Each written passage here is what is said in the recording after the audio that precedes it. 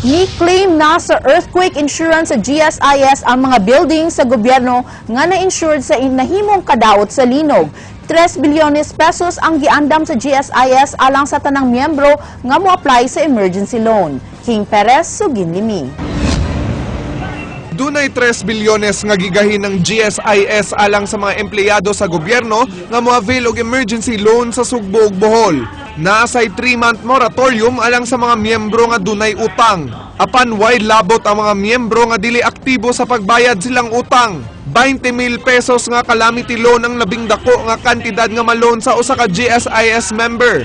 Ang loan dunay 6% nga interes og bayran sulod sa 3 ka tuig. Dulan 70,000 ka mga miyembro sa GSIS sa Cebu ug Bohol. Sa pagkakaroon, 20% lang ang mga miyembro nga mi-apply sukad gisugdan ang pagtugot sa pag-apply og loans ni atong Oktubre 18. Dili yun may makuwang sa kay ang amo is budgeted per kuan magod kanang individual kuan na kanang members ba. We have that in the database. We know the total membership nito. Mahimo sab nga mo apply sa loan pinaagi sa mga electronic kiosk nga nahimutang sa mga buhatan sa local government units o government agencies. Doon na say mga portable kiosk nga musuroy sa mga inaccessible nga mga lugar sama sa mga pipila ka mga dapit sa Bohol. Kutob Nobyembre 24 lang ang pag-apply sa emergency loan. Aron maka-loan kinahanglan ang miyembro nga anaan nagtrabaho ug napuyo sa apektadong lugar. Wala kini mo apply og leave without pay, walay pending nga kasong kriminal ug aktibo nga nagbayad sa iyang utang sa GSIS. Samtang gipahibaw sab sa GSIS nga mi-claim na sa earthquake insurance sa mga building sa gobyerno diri sa Sugbo. Lakip na niini ang merkado sa Mandaue, Pier Terminal sa Cebu Port Authority, Provincial Legislative Building ug CICC nga ubos sa kagamhanan sa lalawigan sa Sugbo. Apan matud sa GSIS nga dili ang kinatibukan sa CICC ang covered sa insurance. Importante yung kumukuha ng insurance kompleto. I remember magod nyo kung sa CICC, gikuha sa nila ang earthquake. Inyo sila, mas typhoon, mas puno din sa typhoon o flood kay Bobo, kay lower ang area. King Perez, News 5.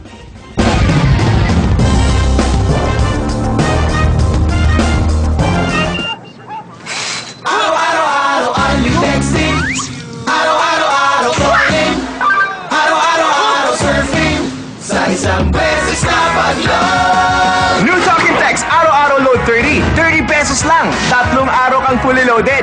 Kaya araw-araw kang may unli-text, talk at internet. Araw-araw. Love you. Yeah! Kaya sa Talking Text, araw-araw panalo ka. Text AL30 to 4545.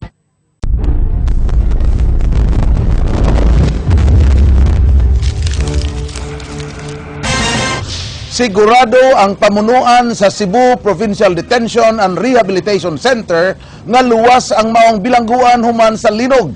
Hinuon tungod sa nagpadayon nga aftershocks ang mga silda wala una kandaduhi aron daling makagawas padung sa quadrangle ang mga piniriso. Ryan Sorote, Suginlimi. Gipasalig sa pamunuan sa Cebu Provincial Detention and Rehabilitation Center nga luwas kini.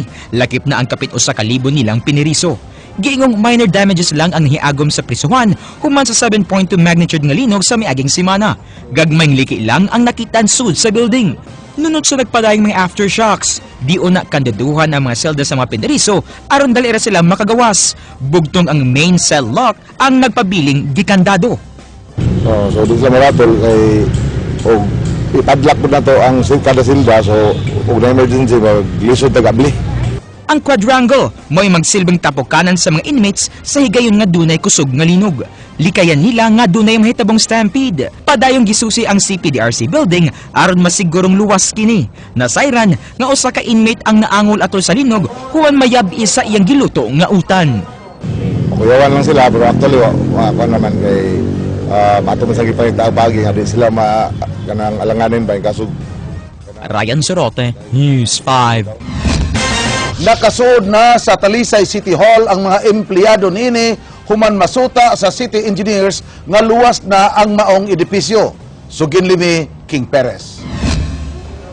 Sa ikawalo ka adlaw sukad sa nahitabong linog ni atong miaging Martes, nakabalik na ang mga empleyado sud sa Talisay City Hall.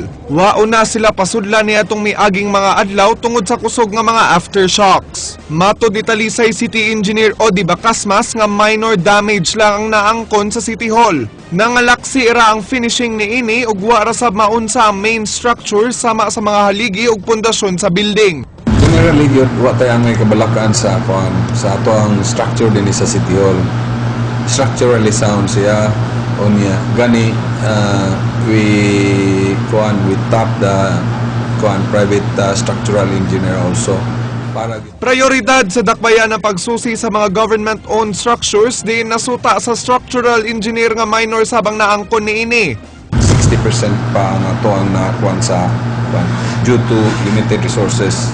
Dugang sa mga inhinyero nga ang Gaisano Capital SRP Mall nga nahimutang sa Barangay San Roque, mao'y wala pa nila pasudli human daghan kinig damage.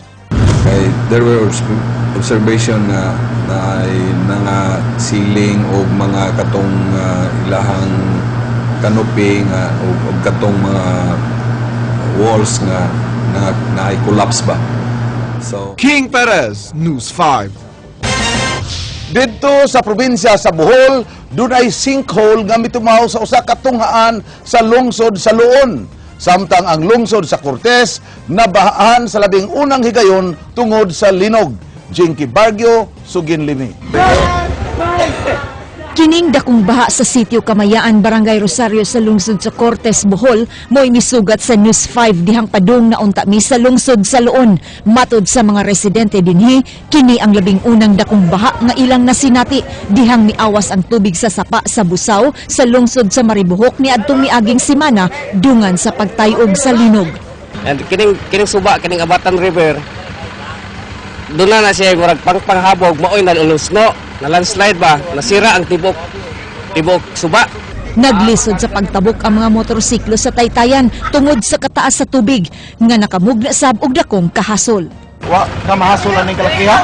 Asol ay pamugas ya mga boss. Naabtan pa mi sa aftershock.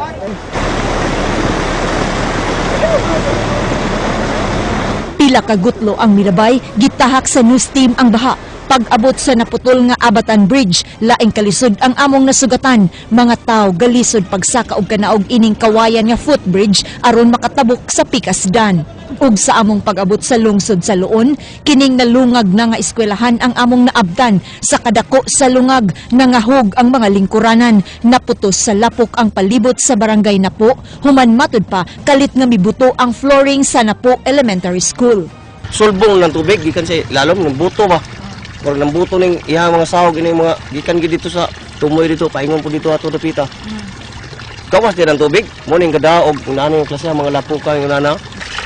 Malik ng uban, pero wala mo puyo o gabi ay para matanda silang balay, nga mo balik ako dito sa babaw.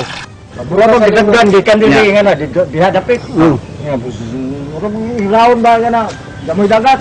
Pagkataon na po, baling na pong dagat. Diha na. Asoy sa mga tao nga usa ka sinkhole ang naporma apan matod sa mga geologist, normal lang kini labi na kun maglinog.